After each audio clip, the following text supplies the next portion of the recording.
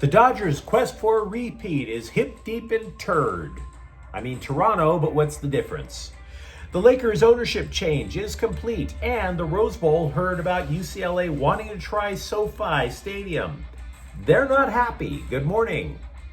I'm James, and this is your daily dose of sports and snark for the greatest sports city in the world, Los Angeles. This is the Faithful Angelenos Morning Report. It is October 31st, 2025. Halloween on the road. Don't mind me, I'll be watching the Dodgers with one eye and grown-ass adults stealing their kids' candy with the other. Do you like being in the know about LA sports? Well, if you do, clickety-clack the like button. Clickety-clack the subscribe button. There's a notification bell. Hit that. It'll let you know when we drop an update.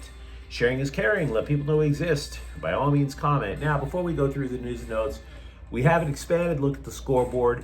Rest assured, the expanded look is not about Detroit edging the Kings in a shootout 4-3. No. It's about today's schedule. Dodgers at Toronto at 5 o'clock. Game 6 of the World Series, with the Dodgers needing a win to set up a winner-take-all finale. Yoshinobu Yamamoto pitched a complete game last night, and now he is tasked with, "Save us, Yoshinobu. You're our only hope." Aside from that, all the scribes are forecasting how the Dodgers can get to Game 7, and it's not exactly intelligent. Look, they're all over the map, right?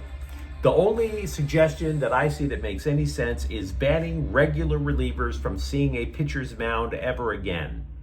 And that does make sense, because Dodgers starters have an ERA in the postseason of 2.54, and the relievers are almost double that at 4.56.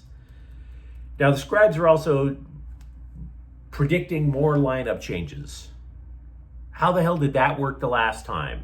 The Dodgers made a ton of them, and they collected 4 base hits, right? You may as well just dip the ball in poutine gravy and expect changes. It's not going to be helpful.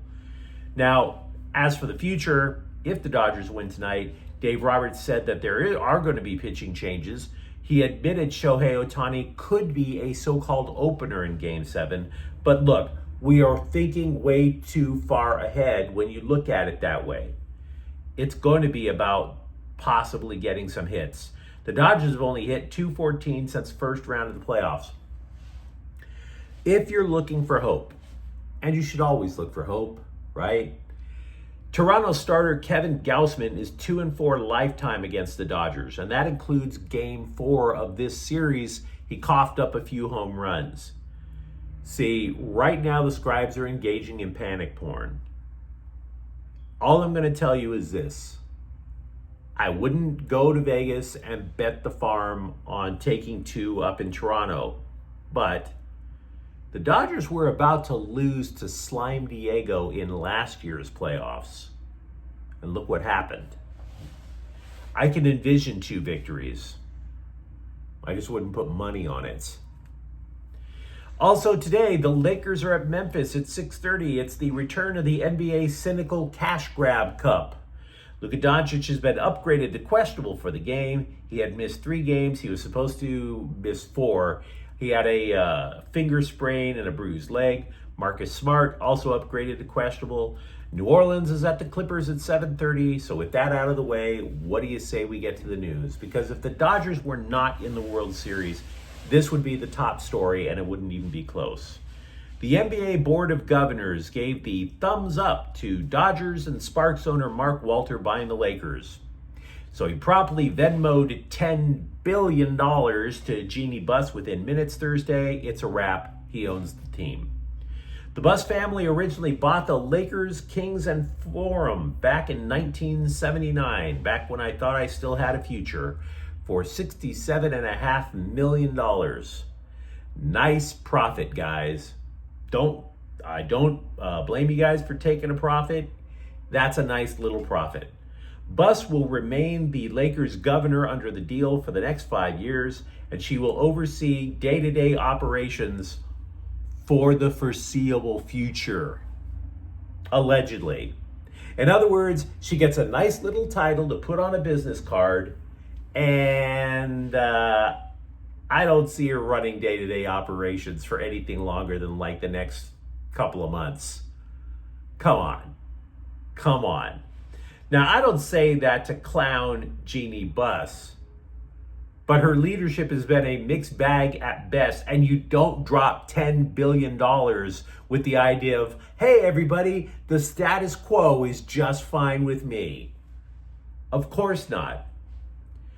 Now, I want to go back to Jeannie Buss for a moment because she does have her haters. You can't run a franchise like the Lakers and not have people have very passionate feelings about it. There are no people in sports who are ambivalent about the Lakers. It is a love or hate thing. Much like, say, teams like, say, the Raiders. You either love them or hate them. The Lakers aren't the Raiders, but those are the reactions that they get. And again, Jeannie Buss has been a mixed bag at best. Now, for one, she rescued the glamour franchise of the NBA from the hands of her incompetent brother. People overlook that. You may want to argue that women don't know sports. I don't want to go there. I don't know how much Jeannie Buss knows about basketball, but I know for damn sure that her brother doesn't know diddly poo about basketball. That dude is my age, and it looks like he staggered into Crypto.com arena from a rave. 2, they nabbed their 17th NBA title with her. So, thanks for that. And 3, I appreciated the Playboy spread back in the day. I go to church now, but back in the day, Jeannie, salute. Now, this isn't even to blast women in roles of leadership in sports, but I'm going to be frank. I think she's going to be governor in name only. Look, the Lakers have always had drama. They are to the NBA what the Cowboys are to the NFL. The Cowboys are run by a dude. When do they not have pointless drama? Again, Walter didn't just drop $10 billion for the status quo. That would be insane. Moreover, what changes can we expect? Well, Buss ran the front office by committee. She had a GM, but anytime Rob Pelinka had an idea, she would stop everything, get on the phone with Phil Jackson, with Kurt Rambis, with Magic Johnson, and then they would all offer differing opinions, and there would never be a move because everybody was at loggerheads in some goofy Game of Thrones palace intrigue crap. It had to be big shots like, hey, Luka Doncic is available. You want him? Who the hell was going to say no to that? The Dodgers, when Walter bought the team, underwent a dramatic makeover. They do have multiple people in the front office, but let's not kid ourselves. The Dodgers are run under the vision of one man, Andrew Friedman. So this committee crap, that's out. Don't be surprised if the Lakers do likewise. Look, in what other ways I should say that they're going to change? We can only speculate. But if you look at the Dodgers, while they are not perfect, they're run with the latest and cutting edge methods. It could be training, it could be analytics. The Dodgers, by the way, also lack drama. That's going to be an upgrade. Because, man, I'm tired of hearing about pointless drama with the Lakers. The Buss family said that they ran things like your mom and pop shop down the street. Mom and pop shop, organized like hell like the Dodgers. The two aren't compatible. So yeah, Jeannie Buss, she is governor in name only. You're going to see changes. I don't know how dramatic, but you're going to see them within the next year. Meanwhile, a scribe with the head of a Lego who works for CBSSports.com is suggesting Austin Reeves has been so amazeballs at the start of the season that the Lakers might have to consider LeBron James as the third option on offense. Not going to happen. Never going to happen.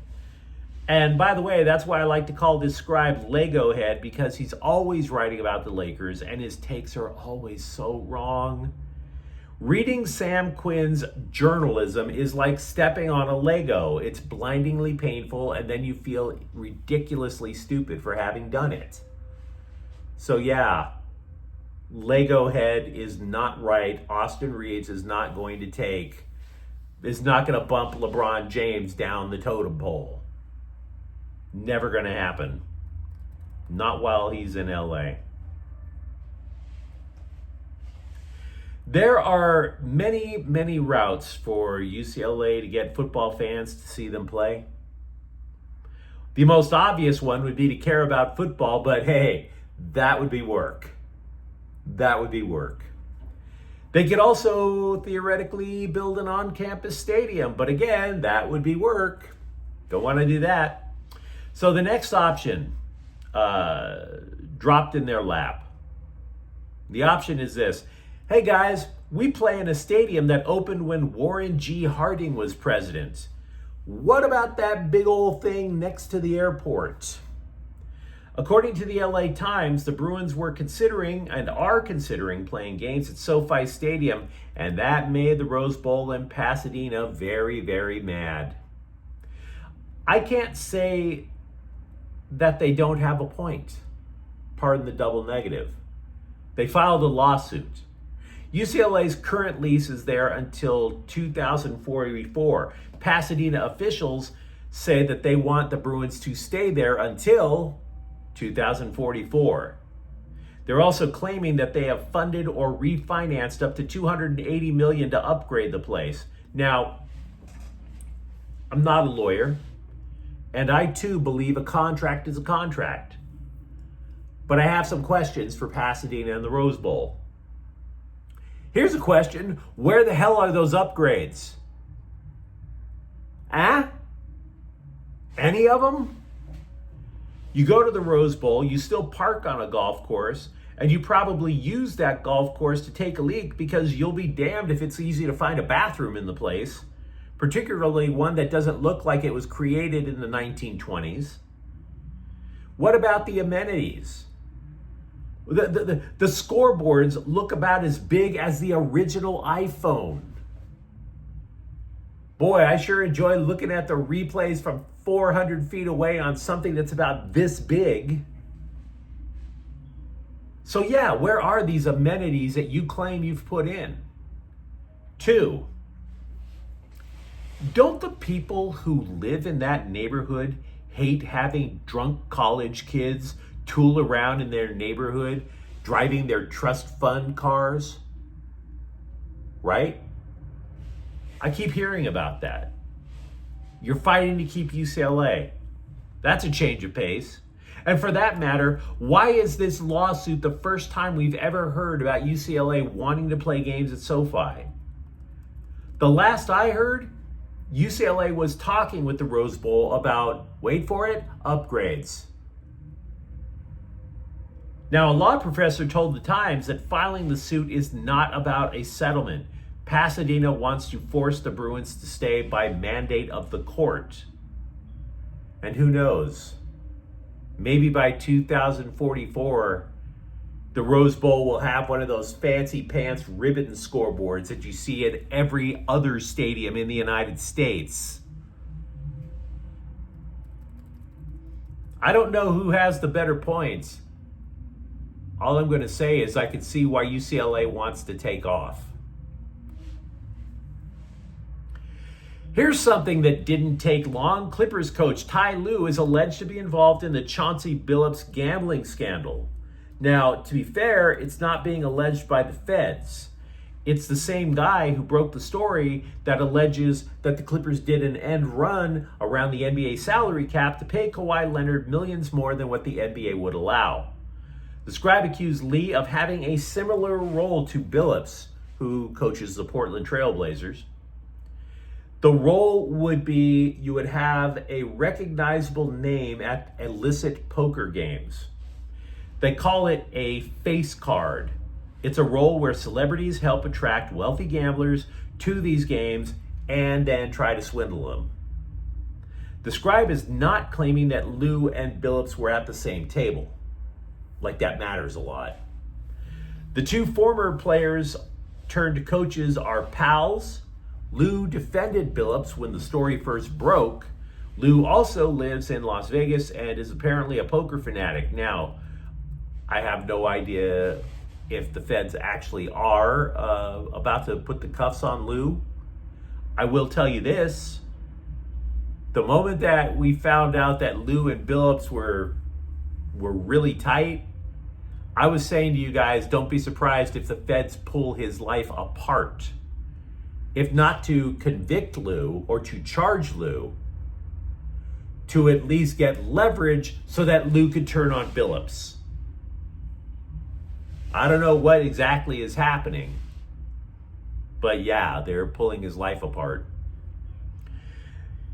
Speaking of the Clippers, the oldest team in the NBA continues to whiff on what few draft picks they have. The Clippers declined their 2026-27 rookie scale team option on forward Kobe Brown. He'll be an unrestricted free agent next offseason.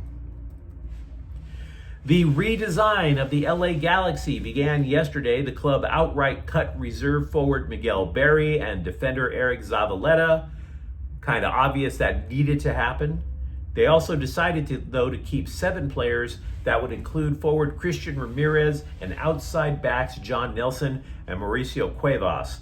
They are trying, meanwhile, to retain Diego Fagundes, forward Matias Nascimento. Fagundes is one of MLS's most dependable players. He also had one of their pricier contracts. They're basically trying to see if they can get him on the cheap. And Nascimento was acquired on loan from a Brazilian club. For the Galaxy to keep him, they would have to pony up. Reports are suggesting it'll cost LA $7 million. But you let me know what you think in the comments thread. Talk to me about what you think are the Dodgers' chances in tonight's game. For that matter, what changes are you anticipating for the Lakers now that they're under new ownership? And if you enjoyed this update, don't forget to subscribe to Faithful Angelenos. We're talking LA sports every single day. Thank you for watching. I'm James, and we'll be back tomorrow. Faithful Angelenos is a Quien Porte El Queso production. Take care.